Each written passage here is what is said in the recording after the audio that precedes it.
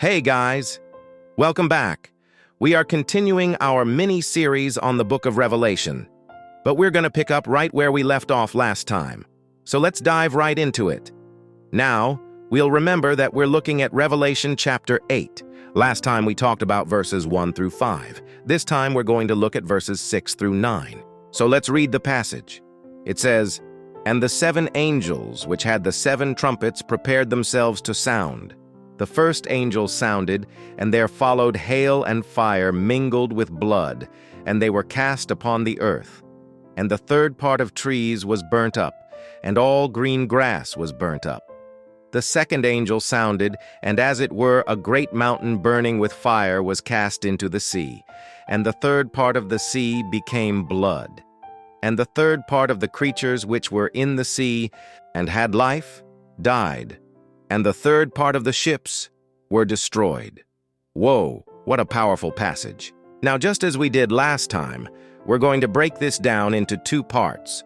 Part 1, 1 through 5, and Part 2, verses 6 through 9. We're going to ask 4 basic questions about each section. What happened? Why did it happen? How should we respond? And how does it apply to us today? Let's dive in. First, what actually happened here? Well, we saw last time the opening of the scroll. We heard the prayers of the martyrs being cried out for vindication against those who had killed them. And we saw the 2300-day period mentioned again. Now, apparently, when the scroll is opened, 7 angels are prepared to sound their trumpets. They have these 7 trumpets to sound, and they are about to do so.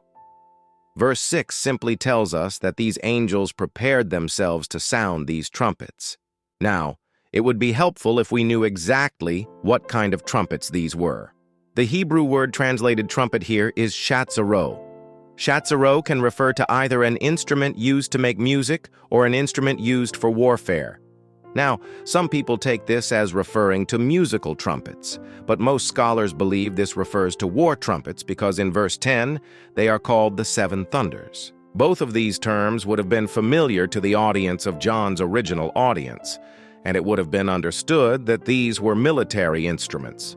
In fact, one scholar writes that the symbolism of the trumpet is so well established in the OT that there can be little doubt that it signifies a call to action, and that is precisely what happens here. These 7 angels are about to engage in warfare against the forces of evil. So now we come to the sounding of the first trumpet, and things immediately begin to go very badly. First, we read that hail and fire and blood are mingled together and cast upon the earth. Now, the word hail here could also be translated as hailstones. And so imagine enormous hailstones coming down from the sky mixed in with fire and blood and hitting the earth.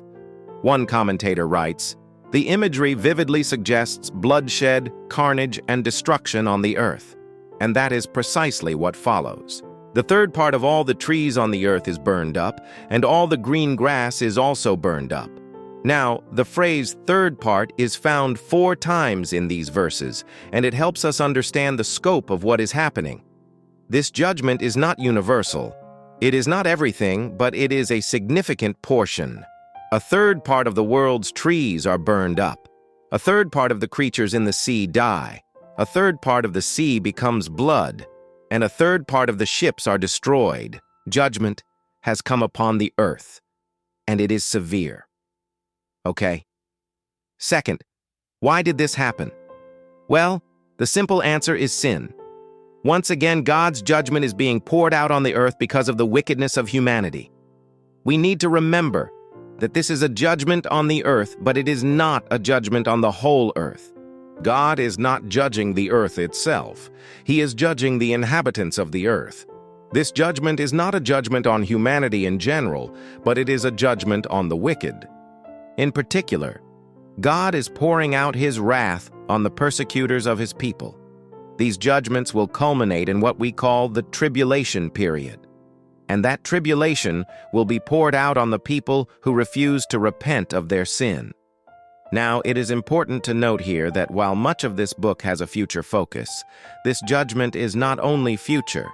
This judgment is also happening right now. Listen to this commentary. It must not be supposed that all these woes fell exclusively upon the church. The church is carefully distinguished from the world. Indeed, the woes of the world fall upon the church only insofar as its members are involved in the world. If Christians live in the world and share its interests, they will experience its woes along with it. That means that even as God pours out His judgment on the wicked, His people can also be affected by that judgment. God's people are not exempt from the difficulties and hardships that come as a result of living in a sinful world. Third, how should we respond? Verses 4 and 5 gave us the answer here. It said that John fell at the feet of the angel who was speaking with him and worshipped him. And then the angel said, "See, do not be afraid." So the response of John was worship and prayer, and the response of the angel was encouragement. Do not be afraid. And here is the key thing to notice. John was worshiping God, but he was worshiping God because of what the angel had just told him. John was responding to the message that the angel delivered to him, and that is the key for us as well. We must never forget that God is in control, no matter how bad things may become. And when we remember that, our response should be worship and prayer. Remember, God is on the throne. He sees the suffering of His people. He hears the cries of the oppressed, and He is going to act on their behalf. We can trust in God and His Word. Finally, how does this apply to us today? In a practical sense, nothing in this passage should shock us. We live in a fallen world inhabited by a sinful people, and as a result, bad things happen. Earthquakes, hurricanes, pandemics, terrorist attacks, wars and rumors of wars, famines, inflation, depression, cancer, accidents, sickness, death, natural disasters. Life in this world is difficult, and sometimes it can be very hard. And sometimes we don't know why bad things happen. Sometimes there is a clear cause. Other times there is not. But we must remember that while these things can affect us, they cannot overcome us if we walk with God. As believers, we should never be surprised when bad things happen, nor should we be discouraged when we face opposition. In fact, the Christian life is one of both joy and suffering, and we must learn to walk through both of those seasons. We must remember that as followers of Christ, we do not live here. We are only passing through this world, and our citizenship is not in this world, but it is in heaven. We are aliens and strangers in this world, and we must keep our eyes fixed on Jesus, the author and the finisher of our faith. So, for me, I think the main lesson in this passage is a call to worship God in the midst of trouble, to remember that God is still on the throne, to remember that He is in control. When things get tough, when life gets hard, when the circumstances seem bleak, let's remember that God sees us, God cares for us, and God is going to work things out for us. So let's draw near to God and let's worship Him in the midst of our circumstances. I hope this helps you understand this passage. Let me know your thoughts in the comment section below.